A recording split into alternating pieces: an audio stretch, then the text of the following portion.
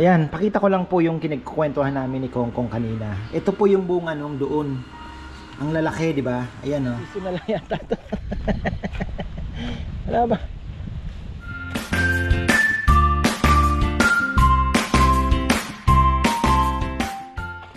Ay. Ayan, tuloy natin ang vlog mga ka-farmers. Tingnan nyo, ang dami na sayang na mangga, oh. Talagang kailangan talaga pagkalabaw. So ayan, magpapahukay na po kay Kongkong mamaya, bago kasi kami umalis. Namimili po kami ng mga gamit sa kainan. Talagang kinakapos na. Salamat naman po. Sabi ko kasi kay Bebe nung kami po ay nag-uumpisa, umpisa lang muna tayo sa 100 ratan hanggang sa naging 200, naging 300 kasi hindi mo din naman po alam ang mangyayari, di ba? So ang importante, ginagawa natin, ina-adjust. Ayoko din naman pong mangarap ng di ba? Hoping for the best, expecting the worst, sabi nga ni Roxette. Si Roxette ba? Forever Young Forever Young yung nakanta. So ayun, hoping for the best but expecting the worst. Inano din ni Roxette pala yan, ni-revive mga ka-farmer, pero hindi siya ang original. Forever Young ang title. So ayun po, nasa lyrics lang, na ano ko lang naman. So ayun, bibili kami ng mga gamit kasi medyo kinakapos. So good sign, di ba? So yan, maiba tayo. Iyaano ko na po si Kongkong maya after lunch na siguro. Ibibigyan ko po siya ng instruction dito kung saan po maghuhukay. Then bukas ako na lang siguro magtatanim. Yun naman ang gagawin ko bukas, ano. So ayan, dito siguro, tapos sa 5 avocado dito na natin itatanim. Ayan mga farmer, dito natin. Kaya lang ito si Lychee medyo nawala sa pwesto kasi yun duhat yun so ayaw naman natin dumikit doon. Dito na tayo sa may poste siguro niyan. Nahirap dumikit doon malaki yan. Ito naman si Lychee, dito tayo po pwesto, alanganin naman, medyo malapit. Dito siguro tayo, dito tayo, medyo alanganin. Pero ito naman kasi hindi ko alam kung magbubunga. Diyan na lang natin yan, bahala na. Ayan, tingnan nyo, layo niya nga. Diba? Siya ay may nakamalapit sa kalsada, pero itrinim na natin yan para hindi naman makaharang yung kanya sa papunta dito.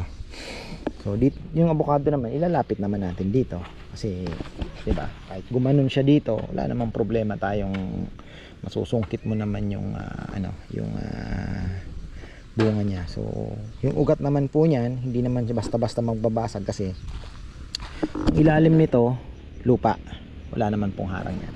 Ang ilalim nito lupa din, pa-slide pa, so pwede siyang tumama doon, iilalim naman yung ugat doon, hindi yan maninira ng most likely hindi po maninira kasi may lalabasan yung ugat na pag ganon.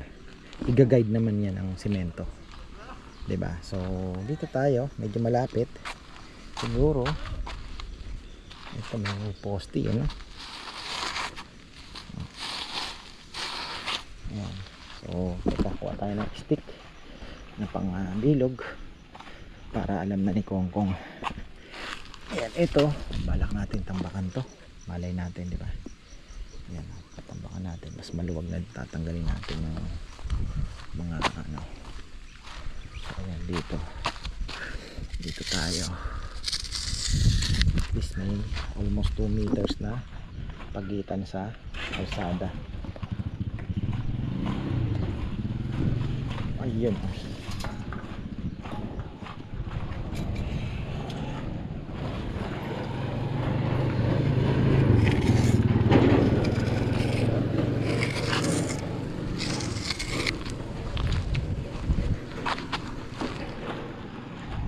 One, two, three, four.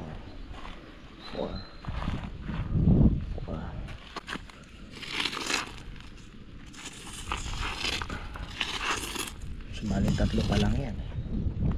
3. 1, 2, 3, 4. Dito na tayo. 1, 2, 3, 4, 5. Ako po, malapit tayo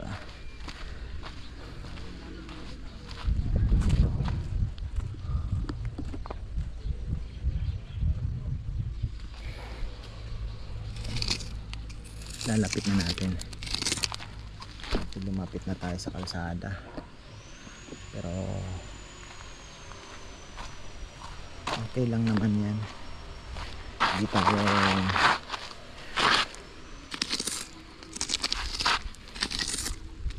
kasi yung ugat naman gaganon eh, hindi tayo masyadong ayan. Dito mukhang kalamansi na lang ulit kasi yung mga langka mukhang hindi ko po alam kung saan ko isisingit eh. Tapos sa gitna nito magkakaroon tayo dyan ng sa ilalim, papatanggal natin yung mga ano-ano yan sa ilalim. Pwede tayong sumingit ng sili, yung mga short crop lang, yung cash crop na tinatawag, yung mga mabibilis lang kung anihin din yung sili, di ba? Mga pang ano lang, panggulo. Pwede naman tayong maglagay dyan, pero sayang to pwede tayong maglagay ng pwede pa dito kalamansi. Halanganin na po yung ano, langka, masyado na malaki yung langka. So yung langka doon talaga tayo. Hindi ko alam kung ilan ang magkakasya kasi dito hindi ko na wala na pong pwesto ano. Mabi ko na nga ba eh. Teka, tingnan natin yung dito sa may lemon. Kahit mag-sacrifice tayo dyan, walang problema kasi dalawang suha na andito na. Wala na eh. Ayoko din naman pong magsiksikan, hindi na rin naman maganda. So ito dalawang duhat, bali tatlong duhat giant. Pwede kasi natin yung ano, may kainan pa, diba? Ibenta ng mga bata. So pwede tayo dito. Atis. Ano yan? Hindi naman yan ano. Papalitan natin to.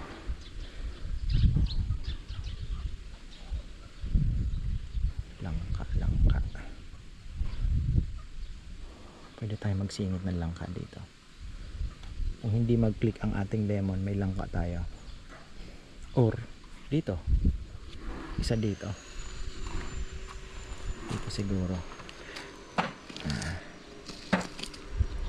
Isa. Tatlo yun eh. Tatlo. Ano kaya? Ito alanganin naman dito. Uy, pwede siya dito. Pwede dito mga ka-farmer, bayabas lang naman ito eh. Pwede dito, pwede tayo dito. So dalawang langka doon, dalawa, apat kasi yan eh. Ayan. Pwede, bayabas lang naman yan. So ito kalanganin ka na dito. Ang plano ko kasi para ako maging maganda pag ano mo na, ito papalinis din natin yan. Masakit sa mata. Yung mga gitna niya, kakaroon ako ng plat. Habang nag-aantay tayo, papagawa po ako ng mga plat na kwadrado. Siguro ganyan, para at least ganyan. Kahoy na gagawin natin ng plat. Pwede tayong maglagay ng mga pechay muna for the meantime. Tapos mustasa, pechay, bok choy kung sakali. Para hindi masayang yung lupa habang naghihintay tayong lumalaki yung ating ano, 'di ba? Pwede tayong maglagay diyan. Pwede tayong maglagay na medyo liitan lang natin. May singit tayong papaya, 'di ba? So, pwede naman. Dito pwede naman tayo papaya na lang muna. 'Di ba? Tapos sili. Pwede rin naman po. Kalamansi. Ayan. So pwede dito kalamansi. Wala na tayong lugar sa papaya. Pwede rin naman pong wag na, di ba? Tingnan natin. Kasi meron na rin man pala dun eh. Tingnan natin mga farmers. Tapos ayan, pinapalinis ko na yung mga pinagputulan ng mangga. Ang dami pong sangang ano, sabi ko masakit sa mata. Siyempre may mga dumadaan, di ba? Mamaya, masanay na yung mata namin, hindi na namin matanggal yan. Kailangan malinis yan para magandang tingnan, malinis. Yung mga dahon naman, mabubulok naman yan. Pwede din na mga hayaan na lang dyan, pang mulching din, di ba? Importante, yung mga branches na malalaki ay matanggal na. Pinahakot na po ni Jay. Ayan. Yan, pinapapatay ko na yung acerola cherry. wala na din naman po eh. Sorry na lang, talagang ganun.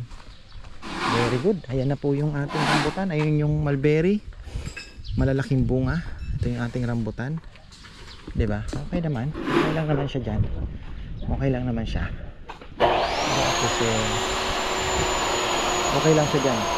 Wala na po tayong ganong space, kaya wala na, maximize tayo. Tapos yung maliit na mulberry, dito natin itatanim. Umiyak yung mulberry. Ako nga na umiyak, sakit pero okay lang. Na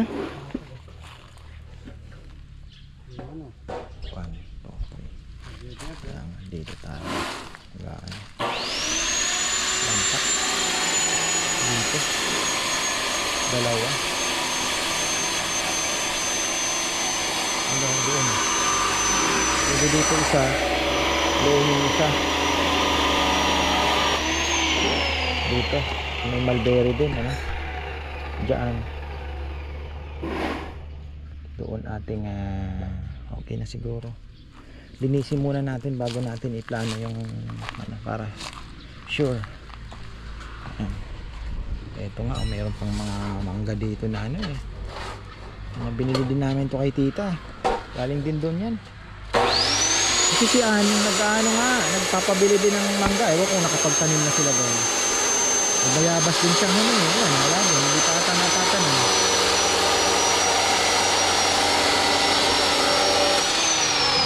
Bayabas, hindi pa natatanim. Alam ko sa kanya din yan. Azerola. Hindi mo kayang bunutin? Ano no? Hindi naman po kasi na gano'n to eh. Kasi nga, kinuha ko to dahil dati iniisip ko pwede kong ibenta. Alam mo naman. Dahil may Mother de Agua ka, may siniset ngayon. Hindi nag-materialize. Hindi ko, patulong. Hindi naman masarap kasi. Acerola cherry.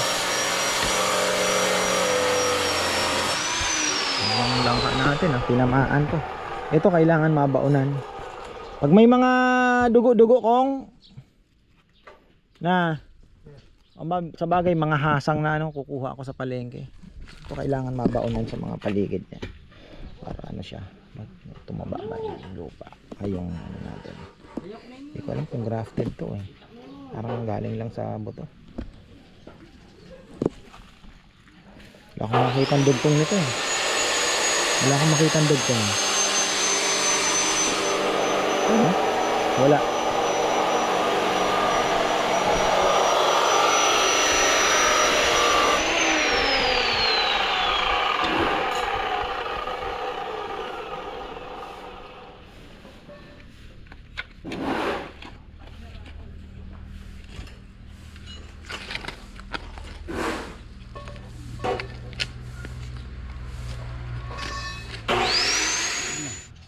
Ano yung sinasabi na lumipat yung ano ba yun? Yung langaw daw namamatay din pag na-spray na Magnum? Oo, kuya. Namamatay din ba? Namamatay. Hindi maganda din palang pang-spray sa langaw ang Magnum, mura-mura pa. Na mainit kasi talaga ang Magnum, ano? Na? Naalala mo yung ano kong yung Tinira mo Magnum yung ano? yung Magnum ba yung tinira mo ko Saan? doon sa mga talong mo? hindi. Yung una. Yung una oh. Una. Nalungkot ano? Nalungkot Mainit talaga. talaga, mainit. Ayan, may tali siya, may guide siya kasi medyo malungkot. Okay na yan, ganyan. Very. Pwede yung persahin sa ano, Magnum. May mga bilog na yung huhukayan mo doon kung Meron na kuya. nilagyan ko na ng bilog. Oo, kuya. Baka hindi mo patamaan yun ha. Tamahin ko na. Ha? Kain ka muna. Ayan. So, ayan na po. Nalagay na natin yung sa limang avocado. Baka yung hinukayan mo, kalamansi na din. Medyo masikip na eh. Yung kalamansi kasi medyo maliit lang eh. Diba? Hindi siya mangi-istorbo. Kalamansi na lalagay mo doon. Oo. Nakabibili lang ako dyan sa mga gilid-gilid dyan. Ilang piraso lang naman. 5 yung kuya. 5 ba yung hukay mo? Oo, 5. Ayan, pakita ko lang po yung kinagkukwentuhan namin ni Kongkong kanina. Ito po yung bunga nung doon. Ang lalaki, di ba? Ayan oh. Sabi nga ni Kongkong, kuya, pang ano, pang ayan po oh, ganyan kalaki. Unlike dito sa Choy Choy, maliliit lang. Ito, bunga niya pala ito. Nasaan ba yung kay ano? Ito, yung mga maliliit. Ayan po yung maliliit. Tingnan nyo naman ang diferensya. Ito yung doon sa kabila. Ayan, sinasabi niya hindi pag-aanong ano nga. Sabi, ba't di mo sinabi sa akin, pinatagal-tagal sana. Hindi ko kasi chinek na. Naalala ko baka lumipat yung insekto sa kabila. Pero, ayan nga, mayroon na din, no? May nalalaglag na din kasi, kaya sabi ko, nako, kailangan na din natin anuhin. Pero, nevertheless, ito, pwede na yan. Malaki ang bunga nung. Kikip natin yung mangga na yon. Malaki po yung bunga niya. Pang ano, pang benta.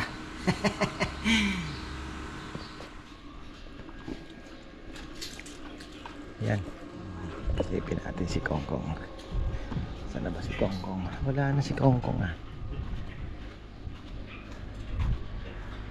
Hinihintay pa tayong orchids pala. Balik ako. Mauubos yung battery nito. Baka sayang ang biyahe natin. Ay, ayan.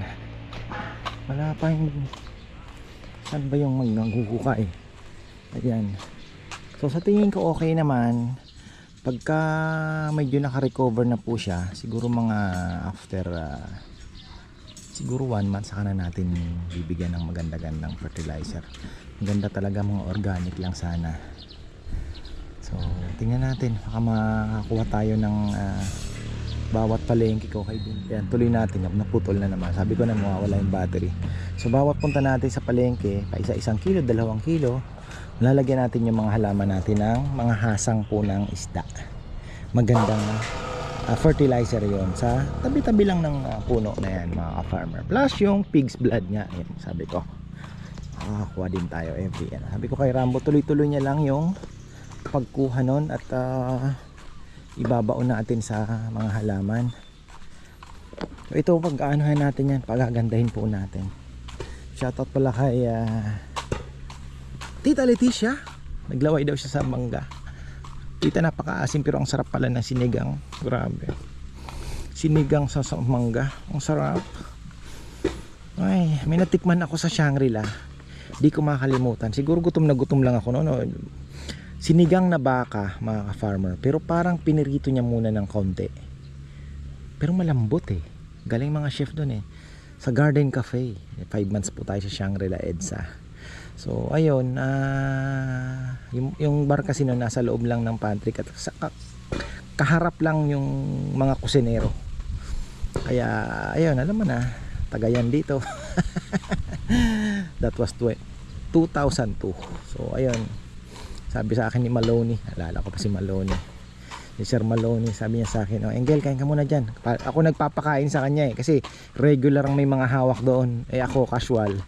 Ako lang ang magpapabreak sa kanya. Reliever lang ng 1 hour para pakainin lang yung mga regular. Kain ka muna dyan, sabi niya. So yun, sinigang sa mangga yun na baka, yun nakakalimutan. Hindi ko makalimutan. Sarap ng tao. Ang asim din, mga farmer. Charap.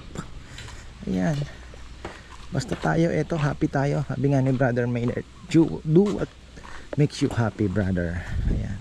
Maraming salamat sa iyo, brotherhood. Ayan, dito tayo. Langka dito, Kong. Tama na yan. Okay na yan. Maliit lang naman yan, di ba? Ayan. Tapos yung the rest, yung doon sa may, malalaki na. Isa pang maliit dito. Pare dalawa doon, dalawa dito. Where is the other one? Where's the other one? Nasaan na yung guhit ko dito? Nawala Laman niya kuya. Ha? Laman dyan. Ano na? Kaya nga mayroon ako dito. Meron ako dito eh. Meron tayo dito. Meron ako dito isa. Ayan, dyan. Ganon din lang. Ganda ng ano mo pala mo Parang na kustiso na lang yata to. Wala ba? Bagay busy ang mga pala natin no. Yung magagandang pili, pala busy. Ayan. Tapusin lang natin itong ginagawa ni Kongkong at ayaw daw sumama ni Mama Tanda na si Mama Kong. Ulyanin na, paulit-ulit na sinasabi. Kaya gusto ko sana siyang isama para malibang-libang, ayaw naman. Gusto niya daw sa palengke lang siya sasama. 83. Para si tatay din. Ha? 75 years tatay. Bata pa yun. Si Papa naman, nung bago mamatay yun 81, malakas pa sana, cancer naman ang tumama dahil sa bisyo. Di ba? Siningil siya ng sigarilyo niya. Colon cancer. Yun ang sabi ng doktor. Tay, unang tanong Tay, ilang taong kayo naninigarilyo? Sabi niya 13 anyos pa lang ako naninigarilyo na Ayan tay, sabi niya siningil na kayo. Yun. Ba't na ano ako sa sigarilyo ko yan? Dati hindi ko napansin. Kung 40 ka pa lang, Hindi ko yan. may time pa para tigil. Nasa iyo yan Oo nga ko Nasa iyo yan. Tandaan na rin akong nakapanigarilyo ako. Di ba? Nasa ano na ako na. Bahala ka. 23 Pera nyo naman yung ginagasta ninyo. Ako paling iba na lang. Wag yung... na tao nun, kuya. Kasi ang pangit sa sigarilyo ko, buong araw magagawa mo Hindi ka gagaya ng alak. Makakainom ka ba ng alak ngayon? Nagtatrabaho ka? Hindi, di ba? O kung nagtatrabaho ka, pwede ka mag-yosi, di ba? Yun yung kaiba, no? Kaya yung alak magandang wala, pero ang alak kasi kung sabihin mo hindi naman sabay-sabay. hindi kung sabihin mong hindi ka naman talaga araw-araw o sabihin mong bihirang-bihira, okay lang siguro kumpara naman. Kinukumpara ko kaysa sa sigarilyong isang kaha araw-araw. Yun yung ibig kong sabihin. Pero mas maganda wala kasi marami na nga tayong problema sa hangin. Pollution na, di ba? Pagkain natin puro insecticide, herbicide, di ba? Puro lason na dadagdagan mo pa. Yun. Tsaka magastos ang sigarilyo. Mahal lang ngayon. Parang isang kilong bigas na yung inuubos mo kada kung magkano ba ngayon yung 1 kilo nga ako Magkano na ba ngayon isang kaha? 50 ko Ha? 50. 50 yung peke pa yon. Hindi mo pa maintindihan ng lasa, no? RGD na Nagkaganyan pa, no? Ay, mabilis kasi ibenta ang bisyo. Nakaka-addict kasi ang bisyo. Parang yung online sugal, alam nilang talo sila pero sige pa din, ano? Talaga. Choice nila yan. Basta tayo, magtanim na lang. Masaya ka pa. Diba? Tingnan mo itong ating duhat. Ito ano to Ito pasanga din ito. Tingnan mo, halatang halata. Wala na may itsura ganito puno Ito sanga ito, pinaugat lang ito. Hindi ito grafted. Wala siyang dugtungan, Halatang halata na pinasanga lang. Di ba? Ganyan ako Pero ito mamumunga agad to. Kasi sanga na ito Pinaugat lang yan. Ilang buwan na yan? Halatang halata naman Ngayon gumanda. Ilang buwan? Ano na tayo? Nasa magit na kalahating taon na ako. Oo, matagal na. Tinanim niya, di ba? Pero ngayon gaganda na yan. Naalagaan na natin tinanim yung papaya dito. Oo, naalagaan na siya Giant duhat ito Ang grafted yun, yung maliit na yun, tinanim mo. Yung doon sa yung papalit dito sa malaki. Grafted yun. Halatang halata naman sa pagkapuno Alam mo naman yung itsura ng puno talaga kaysa parang sanga lang, di ba? May lang yung ano nito kuya? Ayan, okay na yan. Ito medyo malaki ka na. 2 langka yan Ito medyo malaki ka na kung. Avocado na to May mga avocado na to.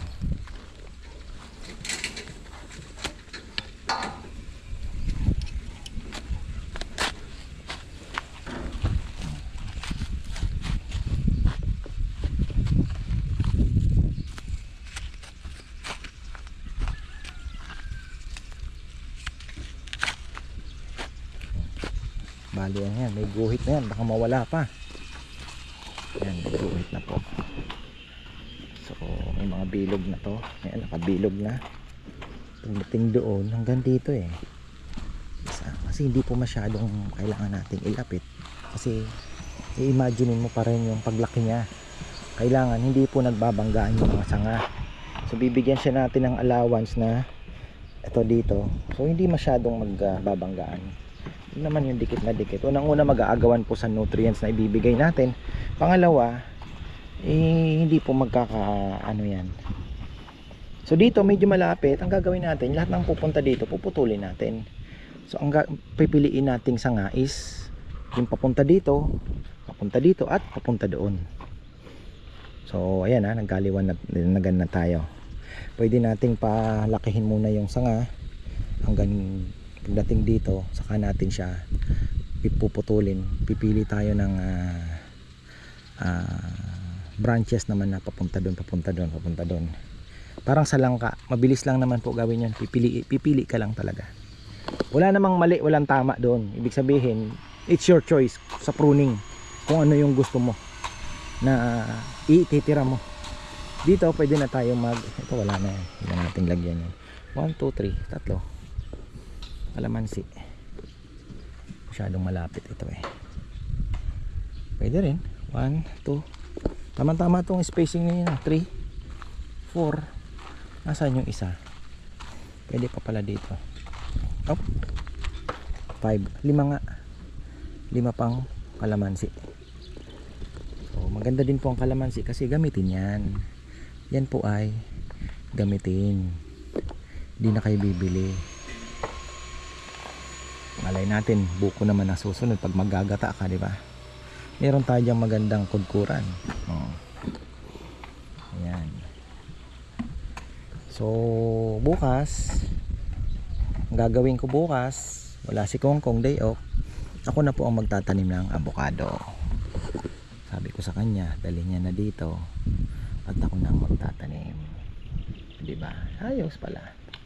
Gagawin tayo bukas. May activity tayo. So kakaroon na po ng harang, pipinturahan na lang naman. Hindi naman masyadong makaka-istorbo na. Okay na to eh. Ito, bala kong ano kaya itong mga anong ito. Tapos yun nga sabi ko, magkakaroon po tayo ng mga plot dito kahit sabihin mo ng 1.5 meter, sabihin mo ng 1.5 meter by 2 meters, mga ganon, rectangle na pwede nating gawing plot kasi meron naman po tayong makukuhang magandang lupa, di ba, yung sinasabi ko sa inyo. Pwede naman nating haluan yun eh. Kukuha tayo ng garden soil dyan plus yung nakukuha natin na chicken manure, diba, 2 sako tapos 1 sakong garden soil, imimix natin yon. Pwede na yon, mataba na po, pwede na po yun na pang pechay. Maganda nakataas siya kasi hindi naman kailangan ng maraming ano doon, naka raised bed, diba, pwede na yon. Full sun ang kinaganda. Kailangan lang natin magpatakbo ng siguro for the meantime kasi kahit may ulan po, minsan matindi ang init dahil nga nakaangat siya, dapat mayat maya nadidilig yon. Ayun ang isa sa mga pagkakabalahan natin dito sa channel na to, yung mga gulay natin, at pag natapos na po yung mga fruit bearing trees natin, yun naman ang isisingit natin, diba? Malay mo makapagluto-luto pa tayo ng simpleng ulam na napipitas dito. Simple pleasure talaga ang mangyayari, diba? So ayan, yan natin itong hinuhukay ni Kongkong, mga farmer. Ayan, okay na to. Naganda nito yung ugat. Tingnan nyo, laki din naman ng bababa ng ugat, diba? Wala tayong problema kahit idikit natin ng konti. Kahit nga naka ano pa doon, walang problema eh. Pero tama na yan. Layo naman eh. Kasi yung ugat, kung sabi ko, yung ugat hindi naman babangga doon, bababa yun eh. Dahil pag gano'n naman tayo eh, di ba? Iga-guide na pababa ng gano'n yung ugat. Hindi, kumbaga hindi naman mahaharangan. Kasi gaganon. Ito naman, lupa naman ang ilalim nito eh. Pwede siyang umilalim. Wala tayong magiging problema sa ugat. Iniisip ko yung medyo doon, medyo lumapit na ng konti. Pwede natin idikit ano. Ako nga. Kasi ang ano natin eh,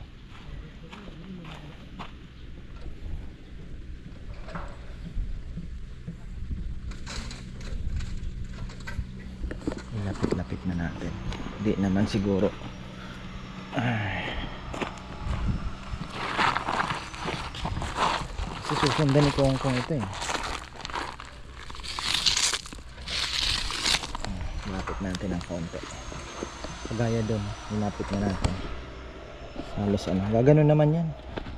Na maging problema. Gaganda na po pagka natambakan na natin yung mga naan dyan. Gaganda, lilinis na. Ngayon, patsensya na muna. Medyo dumi-dumi.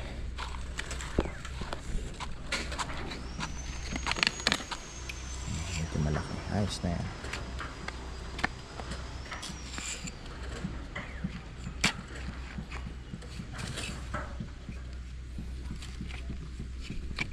Ayos nilagay nito kuya. Oo, okay na yan.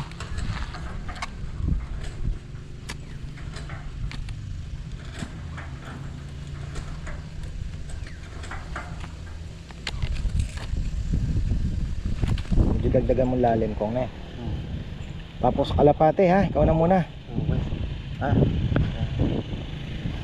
Okay ni kuya. Yes. So ayan po, maraming salamat. Tapos na naman tayo.